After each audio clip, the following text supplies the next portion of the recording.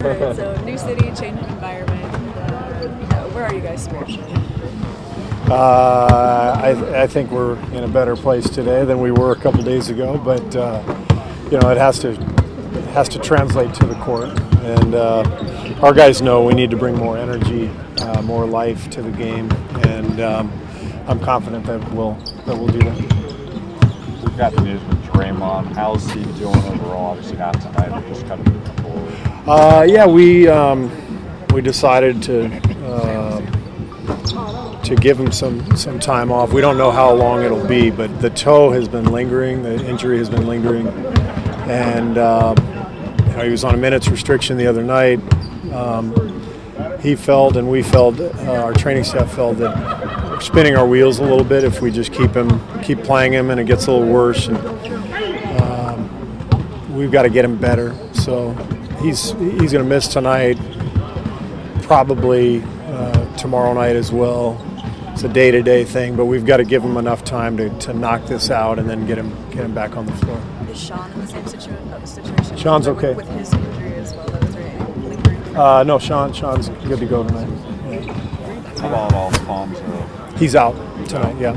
So you saw we brought up Damian and Marcus from Santa Cruz.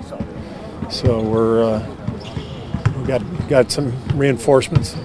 Coach, I got an old school question for you. Former Lakers trainer Gary Vitti said that you guys didn't play anybody in the early '90s for your first 6 championships, or the Bulls didn't. That what?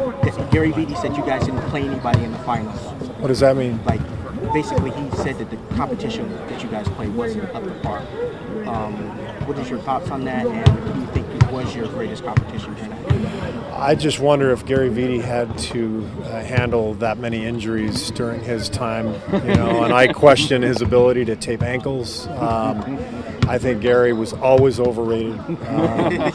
And when you compare Gary to some of the other trainers and medical staffs, there's just, he just didn't have to deal with the adversity that trainers have to deal with today. What are your impressions of the Dodgers? He's impressive. He has a lot of confidence for a rookie, and it's fun to watch. We haven't seen him live tonight. It'll be our first time watching him on tape. He's a really skilled, versatile player. He's going to be really good. Steve, how's Steph coming along?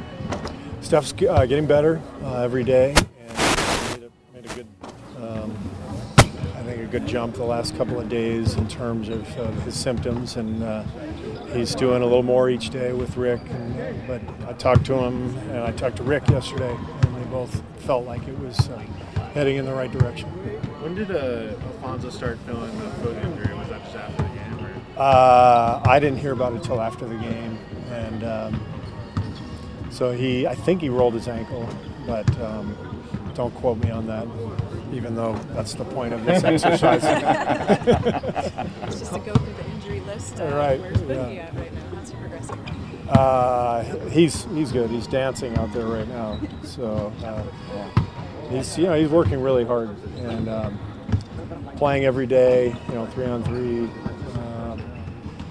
getting his conditioning, getting his legs underneath him. So it's exciting to see him, getting closer, but not exactly imminent.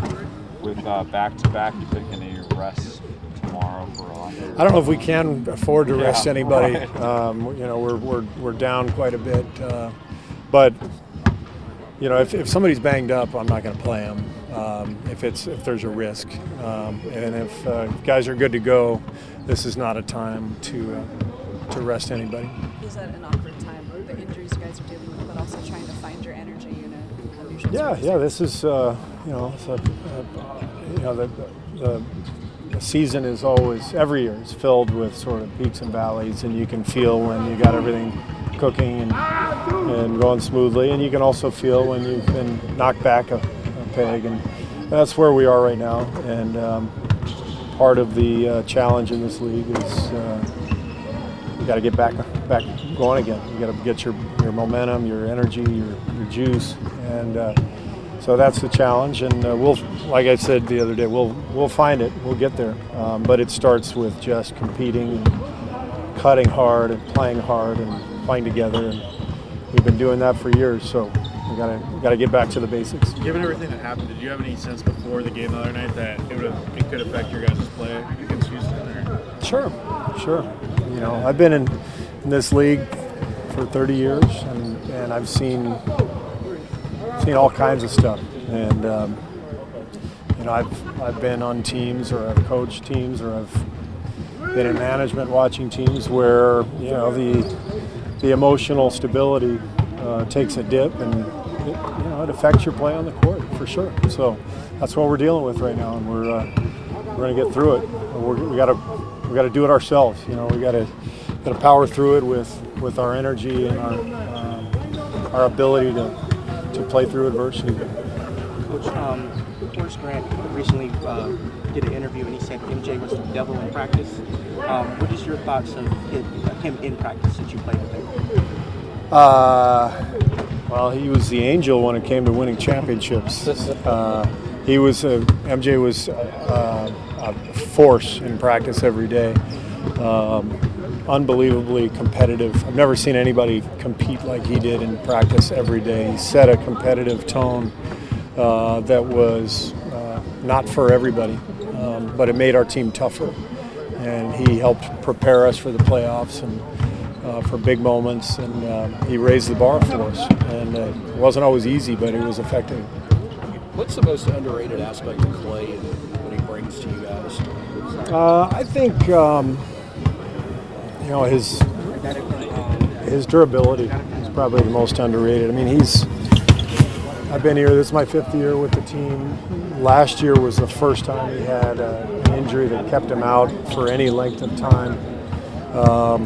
He's just a horse, and he has to play both ends. You know, we never let him rest on defense. He's almost always guarding a dominant point guard or wing, and then at the other end he's running around like Reggie Miller or Rip Hamilton and coming off screens, and so his level of conditioning and strength might be what's overlooked. Are you seeing stories from home about the air quality? Yeah, I've talked to my wife about it.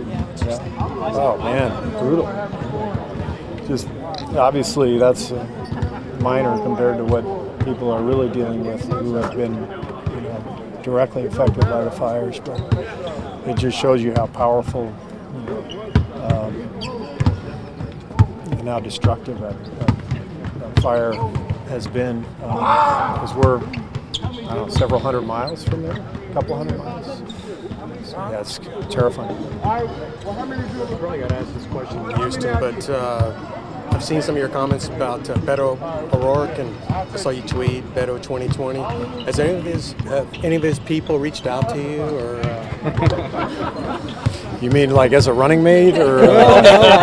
No, thanks, or like to meet him, or. I would love to meet him, and I haven't spoken with him, but I've spoken with a couple of people who are familiar with what's going on. Just familiar with my appreciation for him, and I don't know if they work directly for him, but he's just really impressive, and I thought he ran a great campaign, and remarkable how well he did, given that he's a Democrat in Texas. So what was so refreshing about him was there was nothing negative in his campaign. It was all about, let's move forward. It was classy. It was powerful.